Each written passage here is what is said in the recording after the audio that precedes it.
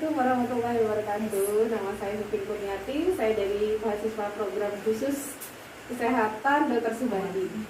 Hari ini mari kita belajar. Pertama kita akan mengetahui tentang kaku kudus dengan cara kita menggeleng-gelengkan kepala pasien ke kiri dan ke kanan.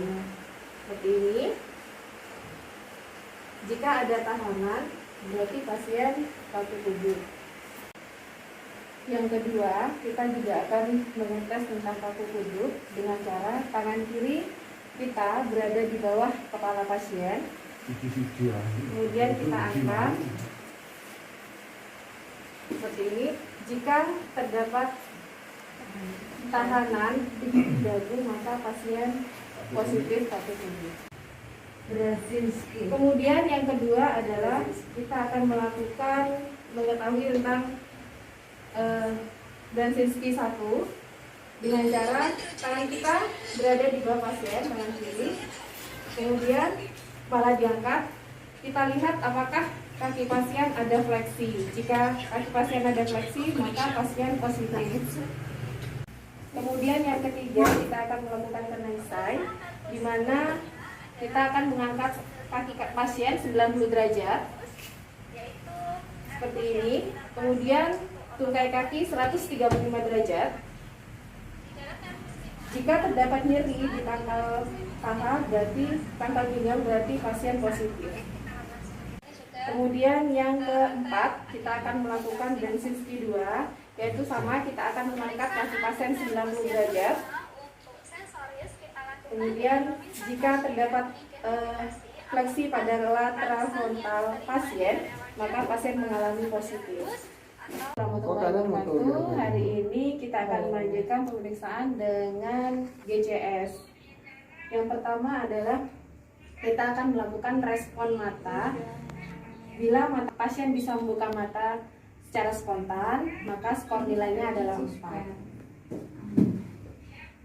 Nah, di sini pasien dalam keadaan matanya bisa membuka secara normal. Kemudian bila pasien membuka mata dengan rangsangan suara, maka nilainya akan 3. Pak.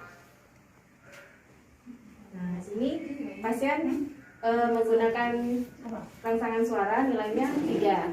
Kemudian bila pasien membuka mata terhadap rangsang nyeri, maka nilainya 2.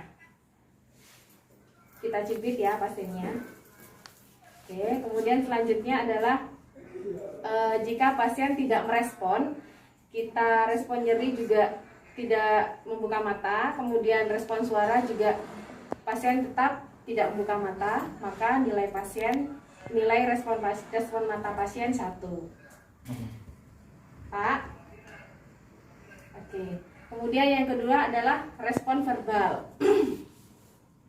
Di sini jika pasien bisa menunjukkan, kita bertanya, pasien bisa menjawab dengan menunjukkan waktu, tempat secara benar, maka nilai respon verbal pasien adalah 5. Pak, namanya siapa? Nama saya Ayun. Oh iya. Kemudian kita akan bertanya, jika pasien menjawab pertanyaan tidak sesuai dan tampak bingung, maka nilainya menjadi 4. Pak, ini di mana ya Pak? Apa ya kok dibanguni saya? Oke, kemudian selanjutnya, jika kita bertanya kepada pasien, kemudian pasien menjawab pertanyaan kita dengan kata-kata yang tidak tepat, tidak sesuai dengan pertanyaan, maka nilai kesadaran pasien 3. Pak, namanya siapa? Ada di mana sekarang? Sekarang ada di mana Bapak? Saya ada di rumah sekarang. Di rumah saya sekarang. Kemudian selanjutnya, bila pasien mengeluarkan suara tetapi kalimat pasien tidak dapat dimengerti oleh petugas, maka nilai kesadaran verbal pasien adalah 2. Pak?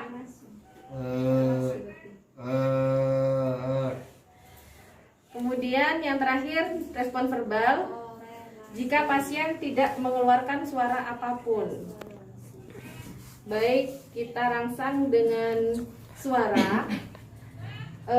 Nyeri, pasien tetap tidak bersuara, maka nilai respon verbal pasien 1. Pak. Kemudian selanjutnya adalah respon motorik. Jika pasien dapat mematuhi perintah secara tepat, maka nilai respon motorik pasien 6. Pak, tolong angkat tangan kanan Bapak. Oke, sekarang turunkan. Kemudian selanjutnya kita akan melakukan rangsang nyeri.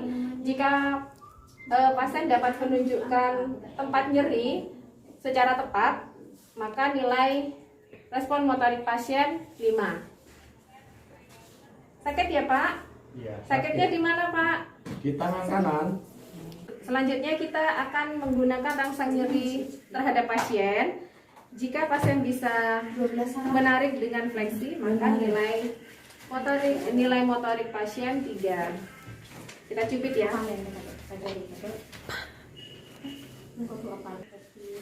Kemudian selanjutnya kita akan melakukan rangsang nyeri, di mana jika pasien bisa melakukan fleksi, maka nilai motorik pasien 4. Kita cubit ya. Oke, kemudian selanjutnya jika pasien melakukan fleksi abnormal, maka nilai motorik pasien 3. Begitu juga dengan ekstensi. Jika abnormal, maka nilai motorik pasien 2. Jika dari rangsang nyeri, kemudian rangsang suara, tidak merespon, maka nilainya 1.